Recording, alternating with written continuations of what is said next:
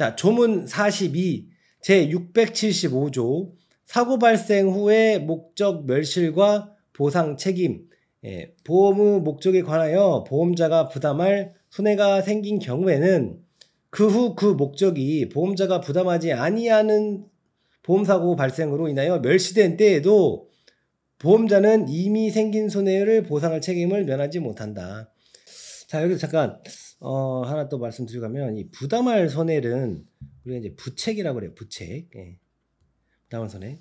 그러니까 여기가 무슨 말이냐면 예를 들어 뭐 이런 집이 있다라고 해볼게요. 근데 이제 부담할 손해로 이만큼 피해가 보상해주는 손해인 거죠. 쉽게 말하면 그 보험회사에서 이만큼 피해가 발생해서 있는데, 그래서 이제 이거 돈 받으려고 기다리고 있는데 갑자기 보험회사에서 이렇게 부책하지 않는 손해로, 보상해주지 않는 손해로 얘가 다 아작이 나버린 거예요. 그러면은 아유, 야, 어차피 그 아작 난 거니까 안녕, 나 보상 안 한다, 이렇게 할 수가 없다라는 거죠.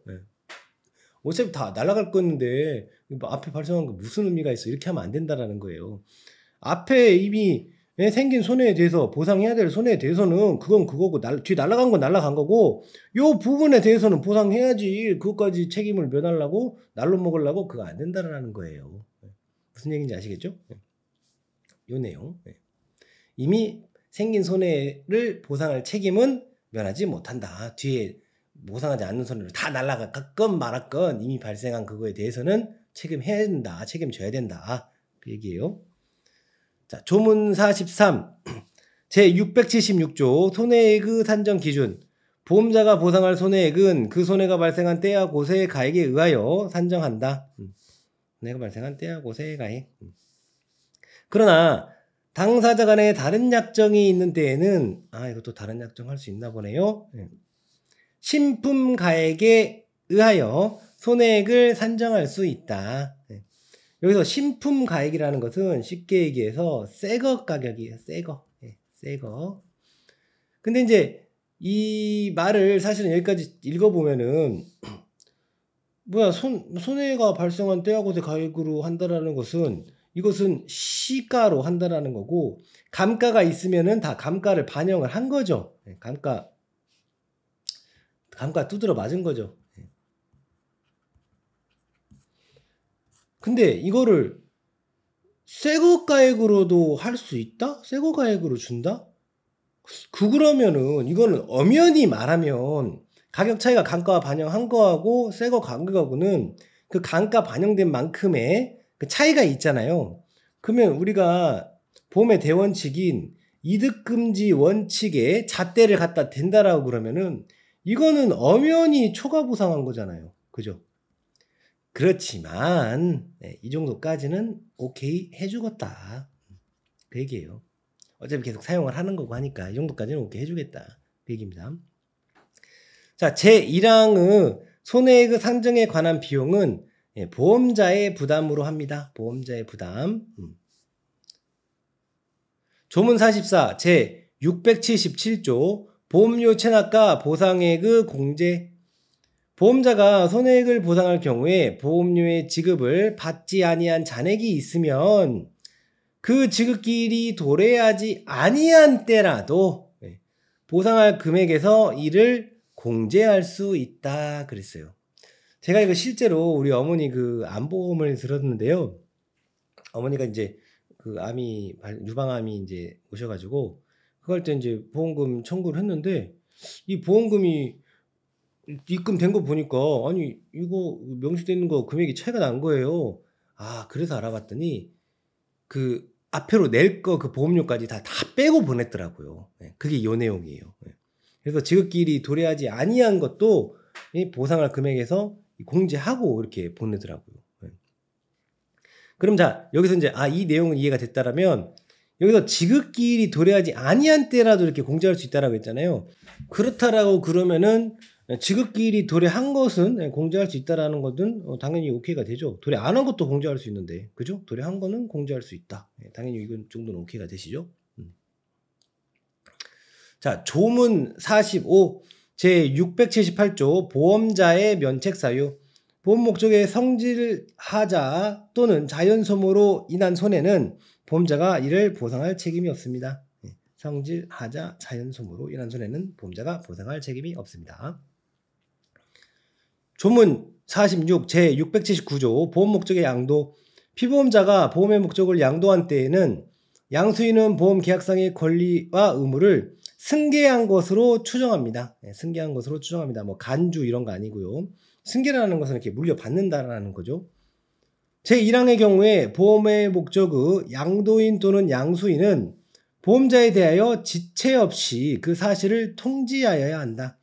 그래서 양도인 또는 양수인은 이제 여기서 보험 목적 양도 시 통지 의무자가 되는 거죠. 통지 의무자. 조문 47 제680조 손해 방지 의무. 보험 계약자와 피보험자는 손해의 방지와 경감을 위하여 노력하여야 한대요. 그러나 이를 위하여 필요 또는 유익하였던 비용과 보상액이 보험금액을 초과한 경우라도 보험자가 이를 부담한대요. 그래서 필요 또는 유익하였던 비용을 우리가 손해방지를 위해서 이거를 위해서 필요 또는 유익하였던 비용을 우리가 손해방지 비용이라고 합니다. 손해방지 비용. 그리고 그 손해방지 비용과 보상액을 합한 금액이 이 금액이 보험금액을 초과한 경우라도 이거는 보상을 해줘야 된다라는 거예요. 이거는 보상을 해줘야 된다. 조문 48 제681조 보험 목적에 대한 보험 대의. 보험의 목적의 전부가 멸실한 경우에 보험금액의 전부를 지급한 보험자는 그 목적에 대한 피보험자의 권리를 취득합니다.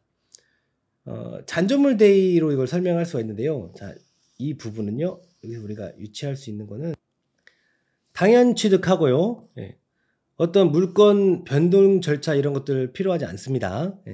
전부 멸실한 경우에 보험금액 전부를 지급한 보험자는 그 목적에 대해서 피보험자의 권리를 취득을 해요. 당연 취득입니다.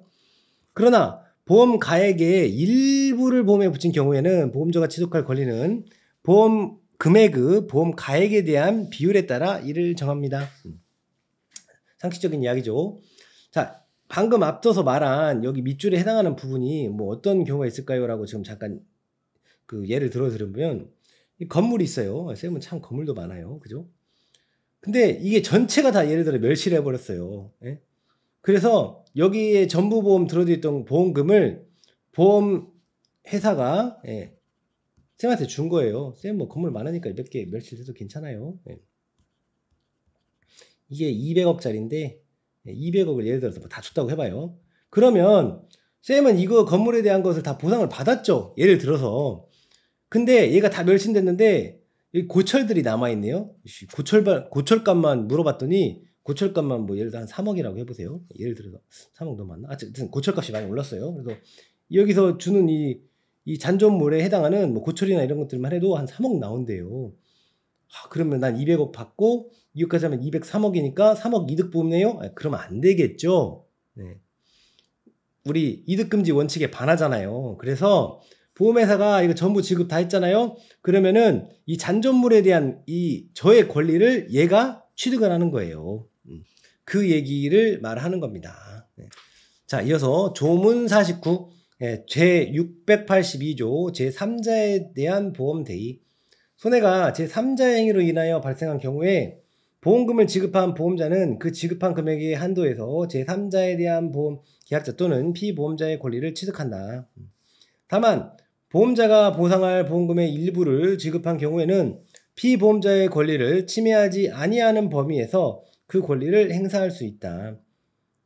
그리고 마저 보고 설명드릴게요. 보험 계약자나 피보험자의 제1항에 따른 권리가 그와 생계를 같이 하는 가족에 대한 것일 경우에는 보험자는 그 권리를 취득하지 못한다. 가족까지 건드리진 않겠다라는 거죠. 다만 손해가 그 가족의 고의로 인하여 발생한 경우에는 그러하지 아니하다. 고의로 그거 한 것까지 거시기 봐주진 않겠다라는 거죠. 그래요. 그래서 지금 이 1항의 내용이 핵심인데 이게 지금 뭐에 관한 내용이냐면요. 청구권 대의에 관한 내용이에요. 청구권 대의. 사례를 하나 좀 들어드리면 예를 들어서 여기 이만큼을 이거를 보험에 가입을 했어요. 예. 여기 보험회사. 뭐 여기는 그 보험에 가입한 목적물, 그러니까 이 사람이 보험에 가입한 목적물 이거에 대한 부분 보험 가입을 했어요. 근데 이제 옆에 사는 이 머식이란 놈이, 이 B란 놈이 여기다가 피해를 입힌 거예요. 여기다가 피해를 입힌 거예요. 근데 이게 보험에 가입이 되어 있으니까 보험회사는 그냥 보상을 했어요. 이 사람한테. 보험금 받아라 하고 줬어요.